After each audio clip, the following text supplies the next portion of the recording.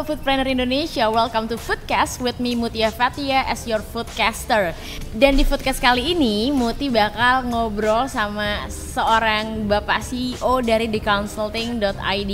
Wah, ini adalah Bapak Dedi Sidarta. Langsung aja kita sapa Bapak Dedi, apa kabar? Halo para Foodpreneur, kabar baik tentunya.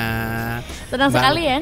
Iya, senang sekali nih. Ini Mbak Mutia gimana nih kabarnya? Harusnya saya yang nanya. Oh gitu ya, saya nanya. Bang, saya baik sekali, apalagi kita dengan Bapak sekarang kan menambah ilmu saya juga, karena kita bakal ngobrol-ngobrol tentang profit, tentang bisnis ya Pak ya. Coba Bapak kabarnya gimana?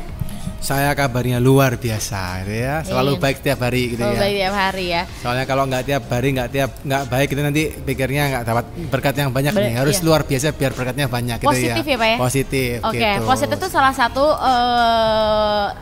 yang harus dilakukan sama banyak orang ya, apalagi di bisnis ya Pak. Benar, apalagi untuk teman-teman foodpreneur juga semuanya harus luar biasa nih, harus tetap positif nih. Amin.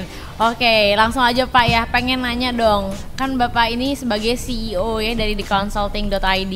Ya. Aku pengen ngobrol Pak, kalau misalnya kira-kira nih di bisnis itu meningkatkan profit tanpa menambah modal. Aku pengen bahas tentang ini, meningkatkan profit tanpa menambah modal.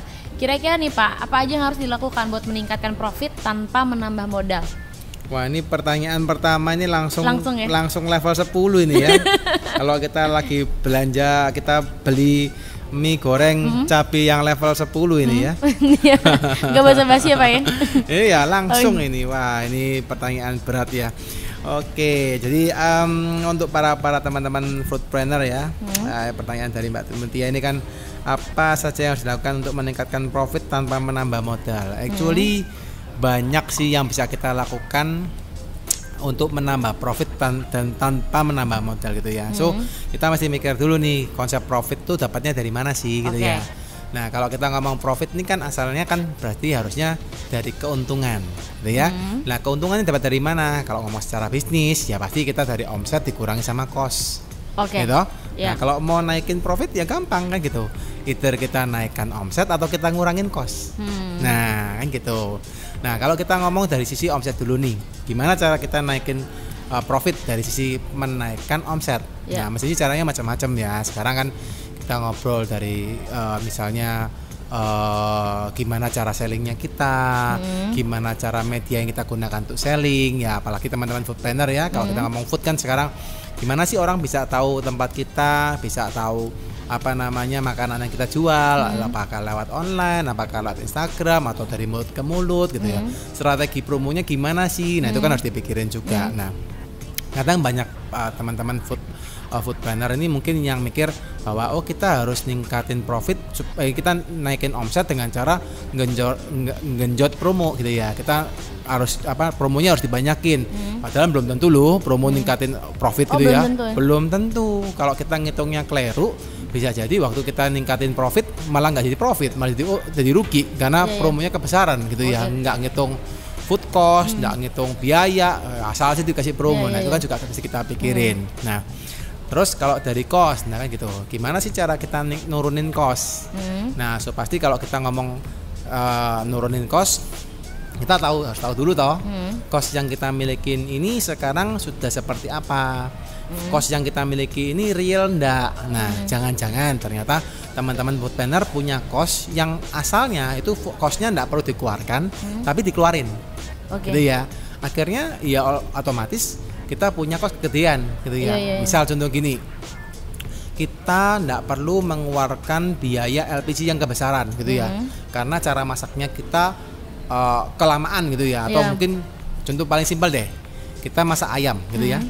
Kalau misalnya teknologi sekarang kita pakai ayam pakai alat presto kan, nah tapi nggak tahu tuh gitu ya, akhirnya masak ayamnya kompornya dikecorin terus, kompornya nyala terus kan, alhasil juga akhirnya costnya kita kebesaran. Jadi kita mesti mikir gimana sih cara nurunin cost gitu ya.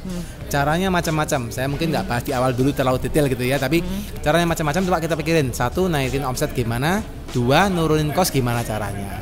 Gitu. Berarti harus pinter-pinter juga ya. Tapi mungkin nggak sih Pak kayak apa ya? Sebenarnya pengen nambah modal gitu. Tapi nggak ada budget gitu. Itu mungkin terjadi nggak? itu mungkin terjadi? Nambah modal tanpa budget. Sehingga menimbulkan ingin meminjam dana gitu. Itu wajar nggak di bisnis? Nambah modal tanpa budget ini kalau kita ngomong konsepnya nambah modal ya Mbak Mutia ya. Kalau nambah modal ya rata-rata kita harus tambah budget ya. Iya. Kecuali tapi nggak punya budget ya, itu masalahnya. Kecuali gitu ya. Jadi harus. Bahasanya kalau mungkin saya sederhanakan gini deh, bukan nambah modal, tapi kita mau cari cash gitu ya, cari tambahan cash gitu ya, karena mungkin pendanaan perusahaan kita, pendanaan perusahaan kita kondisinya lagi cashnya sulit nih kondisinya gitu ya, kondisinya cashnya sulit. Nah. Gimana sih cara nambahnya kan gitu toh? Nah, satu paling gampang kita pinjam bank kali ya. Itu paling gampang, atau kita utang koperasi pinjem, gitu ya. Atau apa kayak sekarang kan banyak tuh fintech yang jualin apa, kita ngasihin apa pinjaman gitu ya. Atau mungkin yang kedua kita cari kongsi. Kalau misalnya kita punya bisnis yang memang bagus, di mana memang bisnisnya kita bisa profit. Contoh gini, kita buka warung ayam gitu ya. Ini katanya sih teman-teman franchise itu yang super itu ya, mereka ngomong sekarang Pak, kalau kita buat franchise ayam katanya gitu ya. Ini sedikit apa namanya tips-tips nih ya, bukan apa tips ya, rahasia secretnya orang franchise gitu katanya sih. Kalau membuat bisnis ayam itu sekarang pasarnya masih gede Pak gitu ya, karena marketnya besar tapi suppliernya nggak banyak misal gitu ya. So ketika kita membuat bisnis franchise ayam misal gitu ya, kita membuat bisnis ayam gitu ya, bisnis ayam apa kayak gitu. Ternyata kita punya konsep bagus, bisa toh kita tawarin sama teman kita, aku mau buat usaha bisnis ayam nih, yuk aku dibatungin yuk gitu loh. Jadi kurang lebih bisa kolaborasi kolaborasi lah, dari bank juga bisa, atau dari apa namanya dari teman-teman juga bisa. Kalau nambah modal ya, nambah modal ya, kurang lebih sih gitu. Tapi gimana Pak kalau misalnya kita nggak pengen kolaborasi, kan pasti ada aja ya yang nggak pengen kolaborasi, terus juga nggak nyari investor gitu. Akhirnya kan pada ujungnya ngutang mungkin ya. Ngutang ya, mungkin jadi ngutang tadi tuh. Ya itu juga sebenarnya nggak apa-apa Pak ya, atau harus pinter ngatur ya. Nah pastinya. Kalau kita ngomong utang, banyak orang ini kan beraninya ngutang aja tapi nggak pernah ngitung. Nah, ketika kita sebagai pengusaha, teman-teman food planner, ketika kita mau melakukan hutang, yang pertama kalau saya boleh sarankan, pastikan ketika kita ngutang, utang yang kita digunakan itu kegiatan yang produktif. Contoh, kita utang karena kita kesulitan pendanaan untuk membeli bahan, ya. Maka bahan ini waktu kita ngutang akan jadi uang lebih gampang, ya, karena bahan dipakai, diolah, diproduksi, jadi menu yang disajikan kepada customer. Tapi kalau kebalikan gini, Pak, saya mau ngutang Pak karena saya mau beli aset, gitu ya, yang mana asetnya ini ukuran besar dan saya masih perlu bangun kurang lebih 1,5 tahun Pak, gitu ya. Akhirnya dia beli aset, nggak bisa digunakan untuk berjualan, gitu. Terus habis itu dia harus beban bunga 1,5 tahun. Ini yang harus kita pikirin. Uang ini nggak menghasilkan something buat kita, tapi kita ngutang, ya. Lain cerita misalnya Pak, saya mau ngutang untuk KPR, ya, ngutang KPR, tapi KPR-nya ini saya nggak perlu bangun lama, cepat banget, langsung saya gunakan buat misalnya investasi, gitu ya. Ini kan bisa lebih cepat, gitu ya. Nah itu yang harus kita perhatikan. Berarti Pak, kalau misalnya disingkatin lagi, cara mengatur flow hutang usaha supaya berjalan dengan baik, gimana?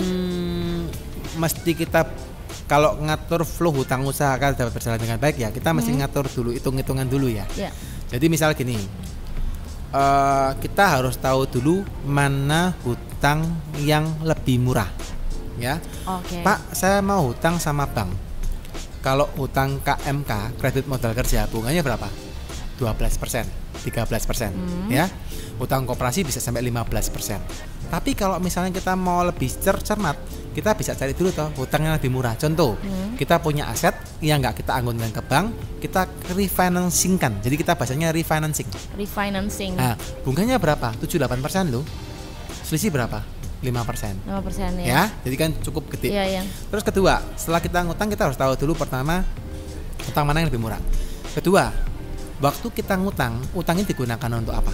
Oke, harus Ya, tahu. Ya, harus tahu dulu. jangan Tangan untuk dipakai apa. belanja ya. Ya, Pakai jangan bisnis. dipakai untuk belanja yang nggak penting. Betul. Tapi kalau untuk bisnis, ternyata hutang ini bisa diputarkan dan hutang ini harus nutup bunga hutang. Ya, ya. Ya, jangan sampai hutang ini digunakan tapi nggak untuk bunga hutang. Ya. Nah, itu juga harus kita pikirkan. Oke. Jadi kurang lebih ya dua hal ini dulu yang Dua kita itu ya. pikirin ya. Kalau yang lain banyak Mbak Iya, Mutia, iya. cuma kalau nanti Teaser aja teman-teman dulu. biar teman-teman tahu dulu lah kurang lebih. Baik, Pak Dedi, keren banget ya. Oke, podcaster, kita lanjut lagi nanti. Pokoknya podcast kali ini tuh direkamnya di PT Tempo Intimedia dan masih barengan sama Bapak Dedi Sidarta juga pastinya. Dan podcast berikutnya kita bakalan bahas soal gimana sih cara memanfaatkan buffer stock supaya bisa memboost profit kamu. Tetap di Foodcast barengan Mutia Fathia as your foodcaster and Bapak Dedi Sidarta.